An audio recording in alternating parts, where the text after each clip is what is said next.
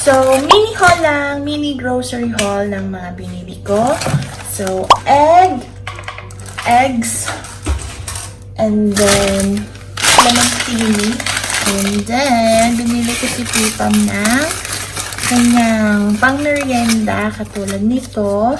Ayan, prutas to. Tapos ito, chocolate, latte cacao, at meron pang isa.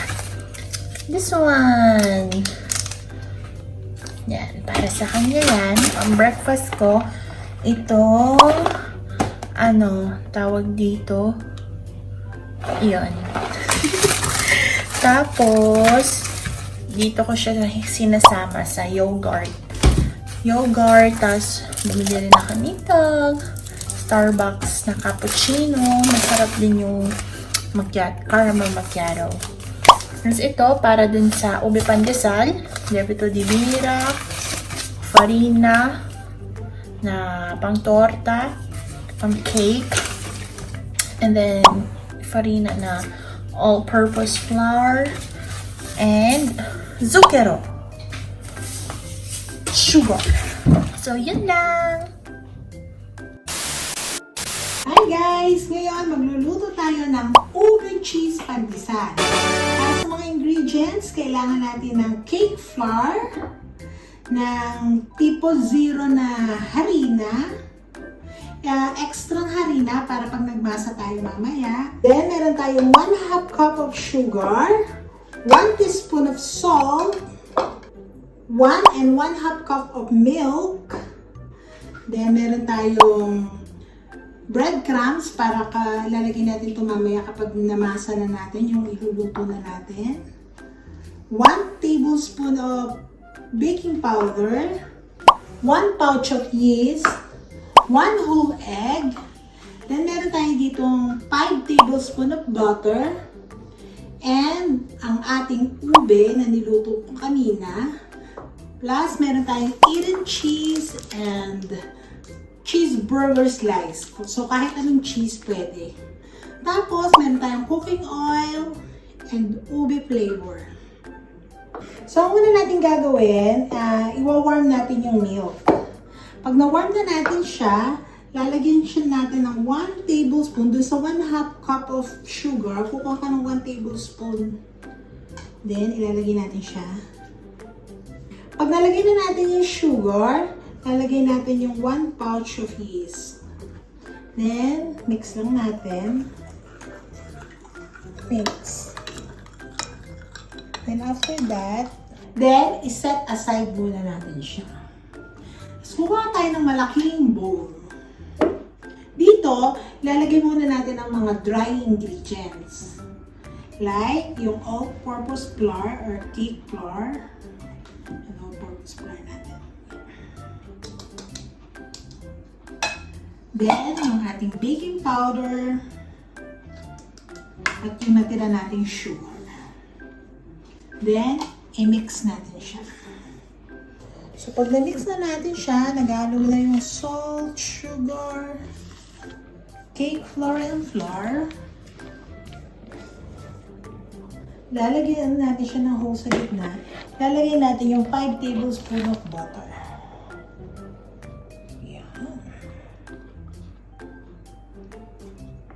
Tapos, yung 1 whole egg, lagyan din natin.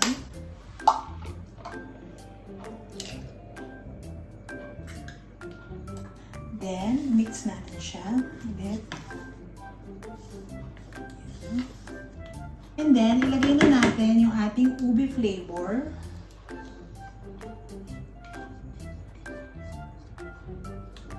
At yung ating 1 tablespoon of cooking oil. 1 tablespoon lang kasi may butter na tayo. Then yung ating ube flavor, 1 teaspoon.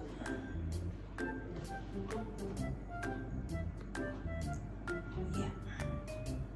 And then, dahil na gano'n na yung yeast natin, look, pwede na natin siyang i-add. Yun. Okay. Then, mix lang natin siya lahat. Ayan, mix lang natin siya ng mix hanggang mag-incorporate siya ng lahat ng ingredient.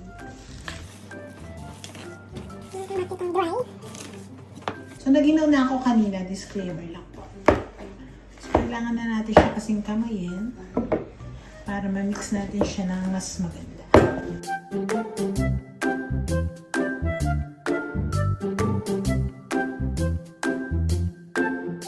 And next, maglalagay tayo dito ng harina.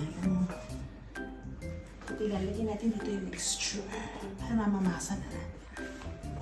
Lahat dyan. And, yan natin siyang masahin. Hindi ko alam kung bakit naging blue, pero nakalagay dun sa ating flavor is ubiness. Pero wala siya siyang ube. Hanggang kumakapit pa siya sa kamay nyo, masa lang ng masa. Kasi mamaya, pag okay na siya, pag hindi na siya dumitikit sa kamay nyo, ibig sabihin, okay na.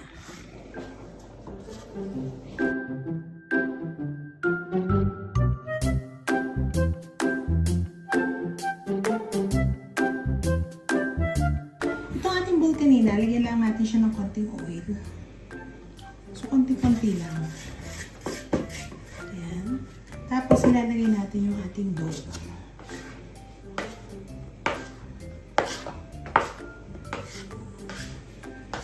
Naminas. Tadaan! It's a big, big bowl. Then, lalagyan natin siya ng taklob. Tataklob natin dyan and leave for 30 minutes. Okay, we're back! Meron tayong background na maingay dito. Ay, ang amon.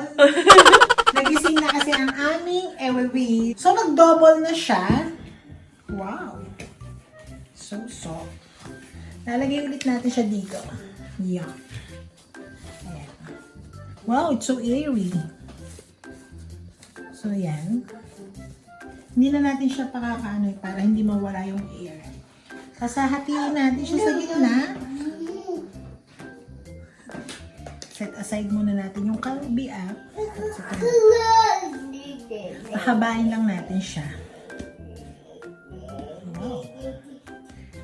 Then, ikat ito natin siya kung gaano yung laki. So, sa gitna muna.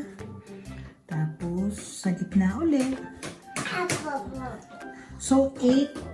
So, makakagawa pala tayo ng 16 pieces nito. So, ang pag-ano nito, yan. I-roll mo lang siyang pag-ganyan. Tapos, lagyan mo lang dyan.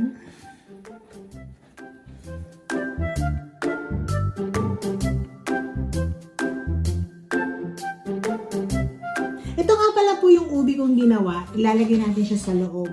Mamaya. Para mas talagang lumasang ube. Tsaka yung cheese na ginayat ko. 2 cheese, isang cheddar, isang Eden cheese. So Ngayon po si Eloise na mabait. Yes. Yes. Ate. Huwag kang ingay. Mas taklaban ulit natin siya and rest for 10 minutes. Bye. Okay, after 10 minutes, we're back. Ayan, lumaki lang kung bahagya. Tapos may prepare na ako dito na pan na merong karta porno. Tapos meron tayong breadcrumbs, yung ating ube para mas ube flavor malasahan. Tsaka yung mga cheese natin. Ito, naging blue, pero ang loob niya naging ube. Okay, get one. Nilagyan natin ng whole sa gitna. Tapos lagyan natin ng ube. Isang kutsarita lang. Lagyan natin ng Eden cheese and cheddar cheese. Then, isara natin siya. Like siopaw. Then, i-roll natin sa breadcrumbs. At gawin nyo yun hanggang matapos ko ito. i-rest din natin siya for 10 minutes bago natin siya i-blade. So, i-prepare na natin ang ating oven. I-preheat na natin yung oven. 375 degrees or 180 degrees Celsius. Kung Fahrenheit ang gamit nyo is 375. So, eto na.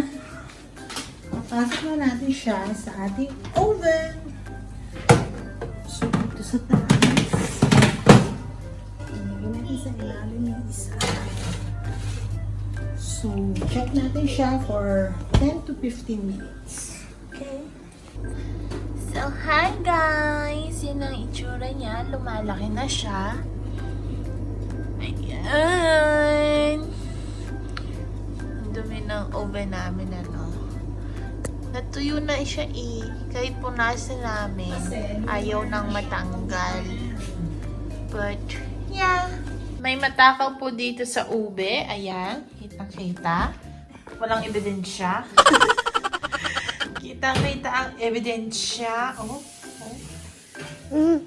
Yummy! Hininin mo natin. What's this? Huh? Ube.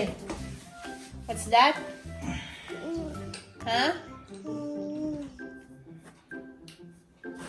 Ikaw talaga. After 15 minutes, tcharan! Yan na po ang ube pandesal na naging blue. Okay. Wow! Yummy! Perfect! Pandesal. Kulay blue lang po siya. Pero ube pandesal po. Let's taste it! Yum yum! Ay, isang sarap. Gusto na everywhere. Yum, yum, yum, tummy. Kami. Ako naman po ang titikim habang may ring light sa likod ko. So, tago natin yung hair ko. Hindi pa ako naliligo. Init! Masarap ang pandesal habang nainit. Nabot sa. Oh, ang daming. Yummy daw eh. Ang ganda na kulay. Color blue. Gabi yung ubiness ni Papa. Wait lang, tayo na.